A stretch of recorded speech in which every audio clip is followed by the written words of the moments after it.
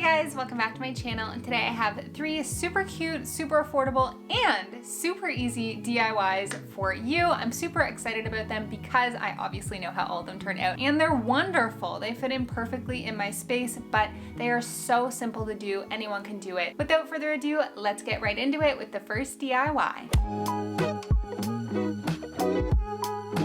So to kick things off with the first DIY up, we're gonna be making an abstract rainbow art piece. Now, you can totally customize this to not be a rainbow, but to be whatever kind of design that you want. What I love about it is that it's abstract, it's textured, it's neutral, it can fit into any space, it can be customized. Everything about it is just lovely in my opinion. Plus the fact that it's using items that are super simple and super accessible to get. So let's jump into it. Grab yourself a canvas and a container of silicone caulking from the hardware store. Put on some gloves and get on to adding that silicone all over the canvas. This is an 18 by 24 inch canvas and it took the entire container of silicone. So I'm just adding that all over in any which way, and then I'm using this little paint knife, but you could use whatever you want, and I'm just spreading it out, ensuring that there's a layer of silicone all over the canvas. Next up, we're going to make a design in this silicone, and for that I'm going to be using this plastic fork, which is literally all I could find to work with. So that's what we're going to use. And I wanted to do this rainbow type design, so I'm basically drawing out a rainbow on the bottom and then flipping the whole canvas upside down and doing another rainbow on the other side. And then the last thing I'm doing here is actually just adding some straight lines in between the 2 rainbow designs, and once you're done that, you're just gonna wait for the silicone to dry, and then you can go ahead and frame this art piece. And to do that, you just need a standard frame. I got this one from Michael's, and these canvas clips, you can just pop them right in and you're good to go. And I am honestly astonished at how easy this was to do. Who knew silicone could be turned into art?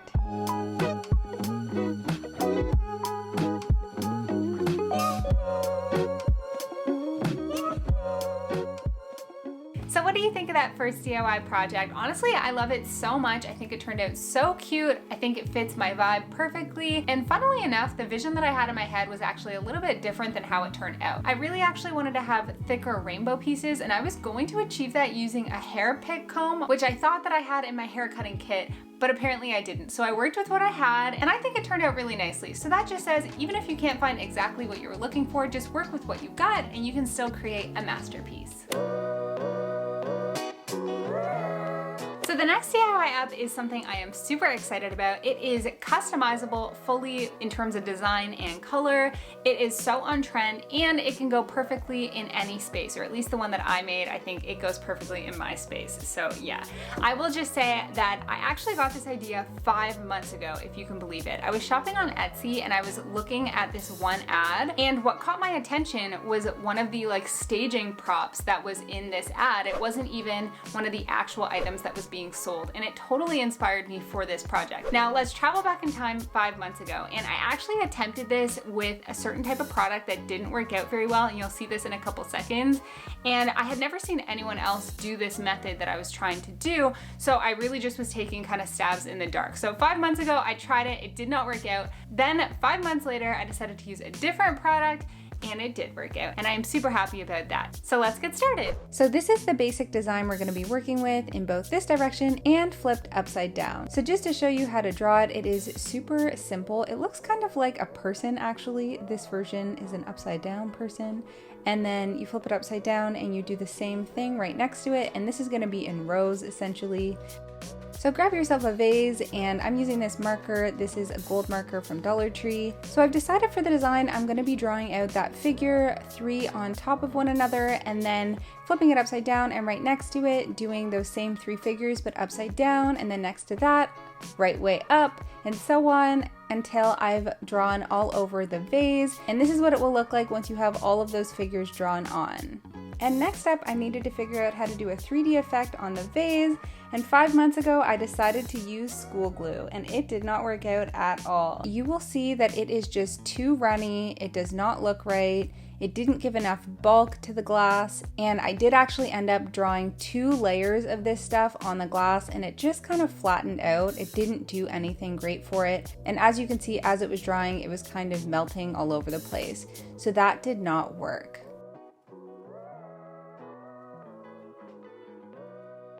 So I have now decided to use this slick dimensional fabric paint. It's by Tulip, and I've heard that you can use it on glass, so that's what I'm doing. I'm just going over that exact same design using this paint. There's so much more dimension to it. It does not drip or bleed in any kind of way, and it worked so fabulously on the glass. I really did find it was easiest to do the designs by putting my hand inside the glass and using that instead of kind of having it vertically on a table. I'm just finishing that up and it's looking so good. And then the last step I'm going to do here is hit it with my favorite ivory chalk paint. And in the end, it literally exceeded my expectations and looked so fabulous.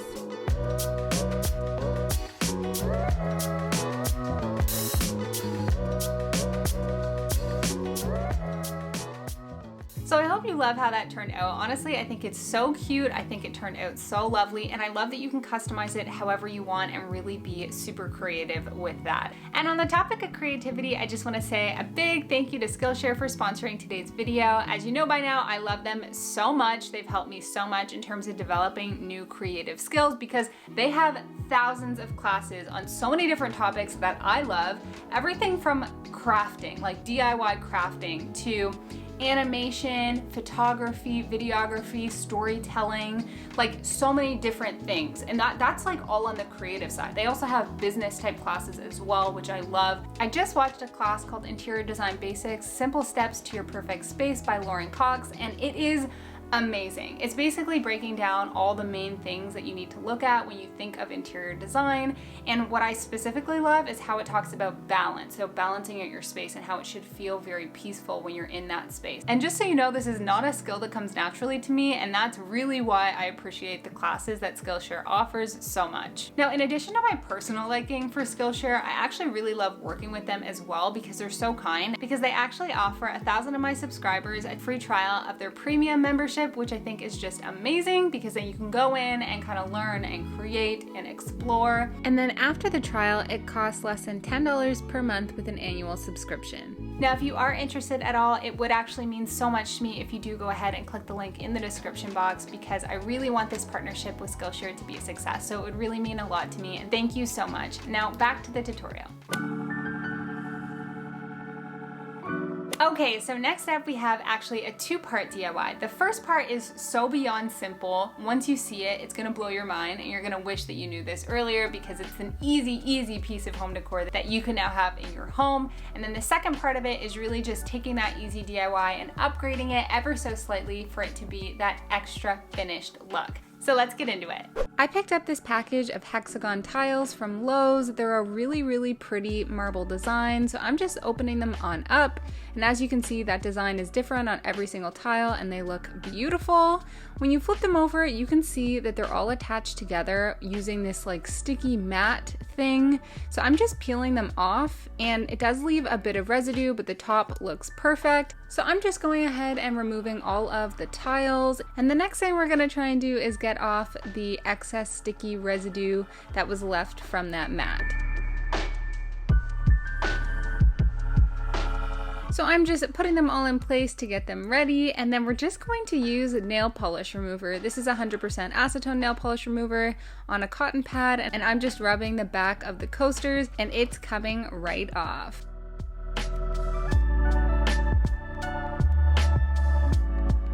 Okay, so now we have all the hexagons all nice and clean, and honestly, if you like a more minimal look, you don't really have to do anything more with this. You just need to add some protectors onto the bottom, and boom, just like that, you have some nice fancy coasters that you could have totally bought at a store. However, at stores, I've also seen coasters just like this, except they also have like a gold accent around the edge.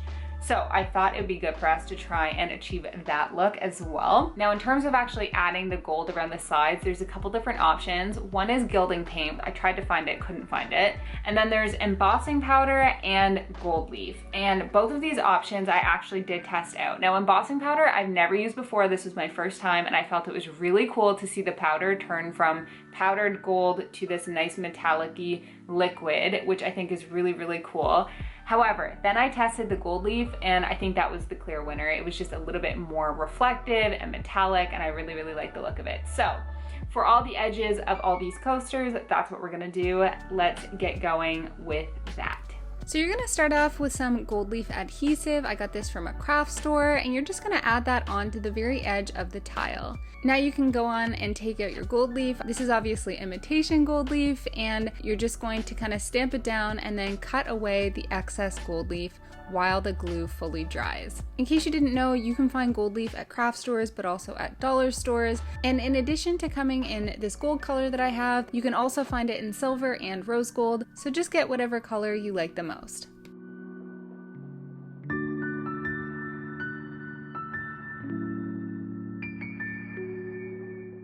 Okay, so I am going to wait for these to fully dry. We'll get them looking proper and not in this crazy state.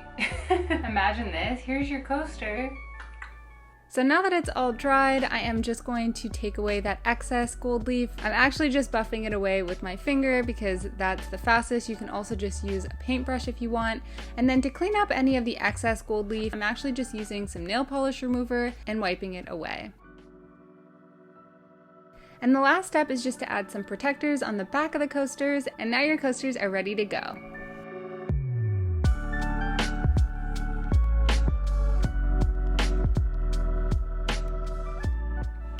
Okay, so moment of truth, you guys. Let me know down below which of the 3 projects was your favorite, and as usual, I'm gonna give my little ranking. So I would say that my top favorite project was the rainbow art. I think it's so pretty. I love the neutral factor of it. I like that you can customize the design, and I just think that it was so easy and turned out looking so nice. Next to that is going to have to be the coasters. I love that they look so pristine and so cute, but in addition to that, I just like that this is actually a product I've seen at so many different stores for quite a bit of money, and you can go ahead and pick up 1 sheet of that tiling and then get so many coasters out of it that you could actually gift some away. So I just think it's great value for money. I love that you can make them yourself and that they look professional. And then last but not least is gonna have to be the vase, but honestly, I love it so much as well. I think it's really cute. I think it turned out really lovely. It fits in perfectly with my space, and I love the fact that you can also customize it to whatever design you actually have in your mind as well. So I just wanna say thank you so much for watching this video and for subscribing and watching me in general. It means so much to me. You're making my dreams literally come true. So from the bottom of my heart, thank you so much. I love you so much. I also want to say thank you to Skillshare for sponsoring today's video, and don't forget to sign up and get your free trial of their premium membership. It's so worth it because it's free, obviously, and you'll get access to so much creativity and cool things. But yeah, I hope you like this video, and I will see you guys next time.